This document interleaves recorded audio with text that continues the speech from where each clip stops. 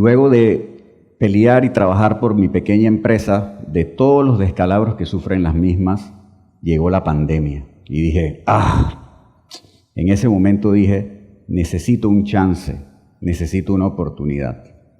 La vida decidió que llegara el cáncer, la oportunidad de mi vida. En septiembre del 2020 me dio una migraña, que ya eran usuales por el estrés. La pandemia no daba cuartel, los ingresos eran bajos, había que pagar cuentas. El dolor era tan intenso que tuve que ir a urgencias. Esperando que me atendieran, noté 2 bolitas en mi cuello y me pregunté qué sería esto. Le pregunto al doctor y me dice, no te preocupes, esas bolitas son producto de tu mala circulación por la migraña. Te vamos a poner unos medicamentos intravenosos y esas bolitas se van a ir.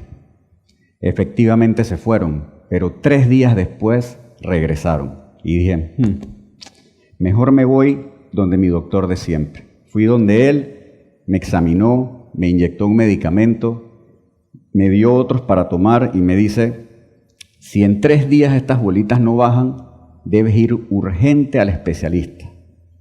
Ante esa cara de preocupación y el sentido de urgencia que sentí de él, no lo dudé en ningún momento y me fui directo donde el especialista.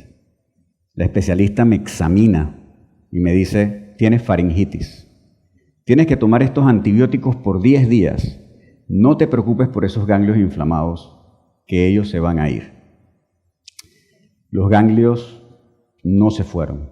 Regreso al consultorio y empieza mi calvario. Especialistas, exámenes y mi cruda realidad. Tengo cáncer. Al principio me derrumbé, pero luego no sé de dónde saqué una fuerza muy grande y dije, hagamos lo que haya que hacer, que a esto le gano yo. Esta historia se las cuento, más allá del cáncer, es por el aprendizaje de vida que una montaña rusa de emociones, antes, durante y después, me ayudaron a sobrellevar lo duro del tratamiento y finalmente a reponerme. Cada persona, cada cuerpo es distinto. Cada uno de nosotros afronta sus dificultades de distintas maneras. A mí, por ejemplo, me explicaron todo lo que me podía pasar con el tratamiento.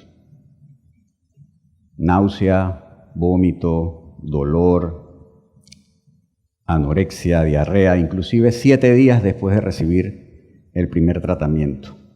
Aún así, con una valentía increíble, decidí iniciarlo. Luego de mi primer tratamiento, decidí seguir trabajando y me fui a trabajar. Y vino el primer golpe directo que literalmente me puso en el piso. Estaba mi mejor amiga conmigo, que le había pedido que me acompañara, y había unos clientes. Empezó una desesperación, había que llamar al doctor, llamaron a la ambulancia, yo estaba en el piso, me dieron un caramelo para chupar, me secaban el sudor, me ponían a oler alcohol, y en ese momento me di cuenta de cuánto le importaba. Los paramédicos llegaron, me estabilizaron, finalmente hablaron con el doctor y me enviaron a casa. Los siguientes días serían súper intensos. Visitas a urgencia, desmayos, más náusea, más vómitos y síncopes. Uno de esos síncopes obligó a que me dejaran internado. Mi ritmo cardíaco había bajado a 30 latidos por minuto o menos. Lo normal es 80 o 100. Estaba al borde de un paro cardíaco. Me estaba apagando. En ese momento me di cuenta de lo frágil que somos, de qué tan vulnerables somos, y tenía un temor inmenso. Simplemente aterricé que nos vamos a morir. Dice la literatura del medicamento que a 1 de cada 10.000 personas le puede dar un paro cardíaco. Estuve muy cerca de darle a esa probabilidad tan baja. Estuve internado 8 días y 7 noches, con mis amigas las intravenosas, los medicamentos, las aseadoras, las enfermeras. Tenía una soledad increíble. Era diciembre del 2020, la pandemia estaba fuertísima, así que no había posibilidad de visitas. Inclusive los doctores hablaban conmigo de lejos. Recuerdo uno que después de hablar conmigo hasta me echaba alcohol y se iba, decía que era muy peligroso. Fui mejorando en el hospital. Me dio otros 5 meses y me pudieron estabilizar, pero me sentía tan mal que me quedé inmóvil en la camilla. En ese momento que no podía hacer nada, me tocó usar pañal. Las enfermeras me aseaban, me bañaban en la cama del hospital. Igual seguí recuperándome y llegó el día en que pude irme a la casa. Tenía una felicidad increíble, pero a la vez una gran incertidumbre. En casa seguí con mi tratamiento. Tenía que pedir atención a domicilio. Los paramédicos por lo general iban allá a atenderme. Llegó entonces el tiempo de la segunda quimioterapia. Había que hacérsela, porque en el caso de mi cáncer, las probabilidades mejoraban muchísimo a partir de la segunda quimioterapia. La segunda quimioterapia simplemente me puso de rodillas y vino la anorexia. Dice la literatura del medicamento que no tiene registros de pacientes que le dé anorexia, es decir, que ni siquiera registran a alguien que la sufra en 1 de cada 10.000 pacientes, pero me tocó sufrirla a mí. Mi familia me veía tan mal que me decían, no te vamos a llevar a radioterapia. Y yo le decía, voy con ustedes o voy solo, porque a esto le gano yo.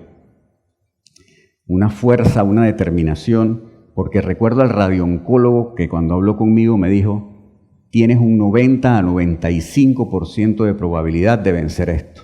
Así que esa era mi motivación. Recuerdo estar en la camilla de radioterapia inmóvil, porque le ponen a uno una máscara de la cabeza al pecho para inmovilizarlo a uno. La máquina dar vueltas y darme radiación por la cabeza y el cuello y ver unas láminas moviéndose.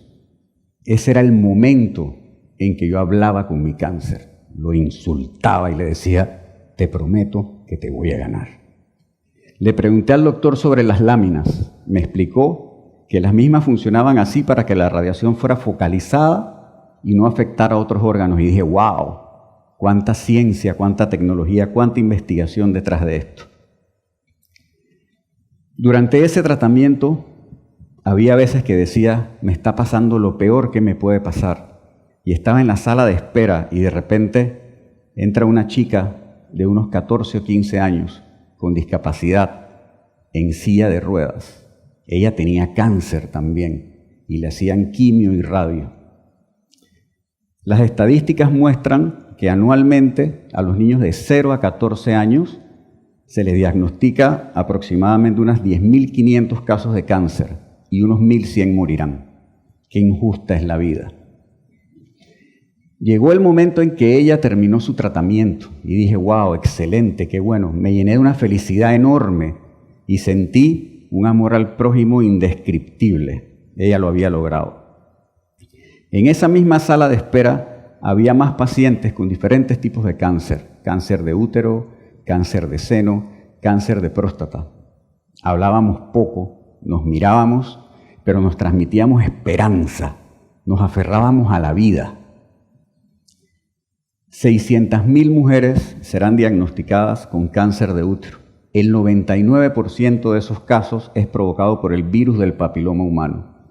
1 de cada 12 mujeres sufrirá de cáncer de seno y 1.4 millones de hombres serán diagnosticados con cáncer de próstata.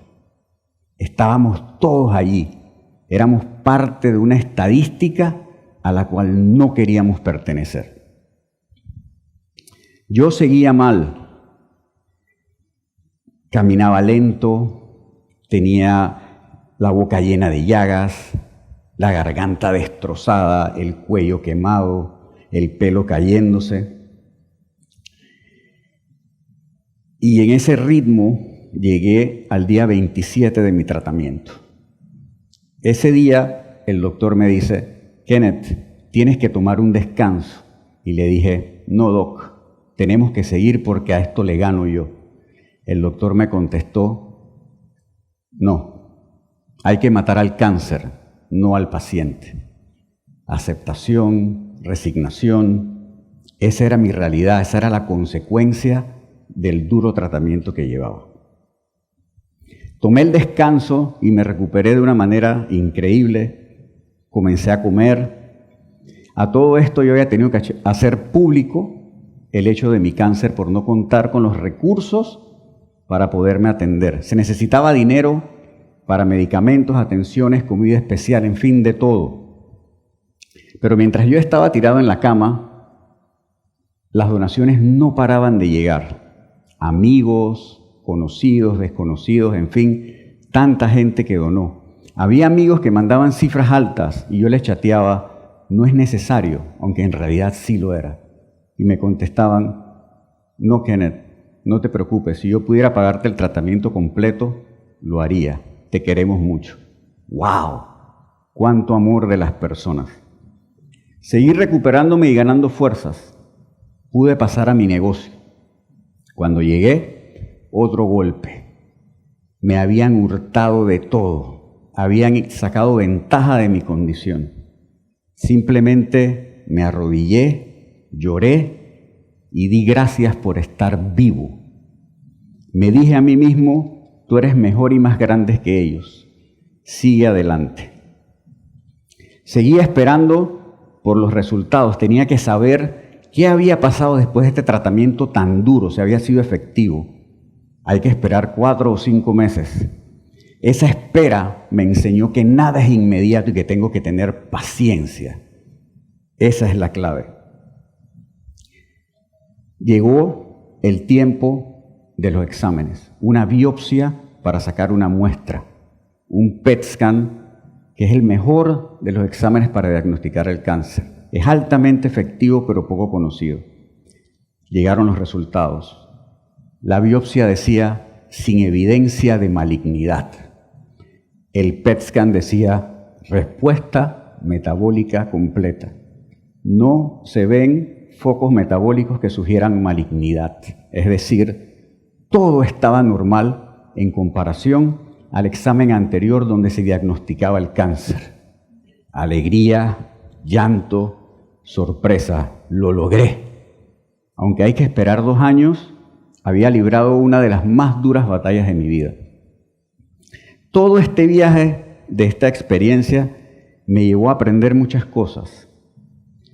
Aprendí que hay que caerse y no puedes durar mucho en el suelo. Hay que levantarse, hay que sacudirse, hay que seguir adelante, hay que llorar. Las lágrimas sanan. Aprendí también a decirle te quiero a los que quiero. Aprendí a pasar más tiempo con mi familia, a crear momentos con mi hija, a estar más con mis amigos. Aprendí que aunque uno esté en la peor de las situaciones, siempre habrá alguien en peor situación que la de uno. Aprendí que la ciencia médica nos mantiene vivos. Aprendí que siempre se puede comenzar de nuevo. Pero lo más importante que aprendí es que ahora tengo la mayor oportunidad de mi vida. Y esa oportunidad me la dio el cáncer. Gracias.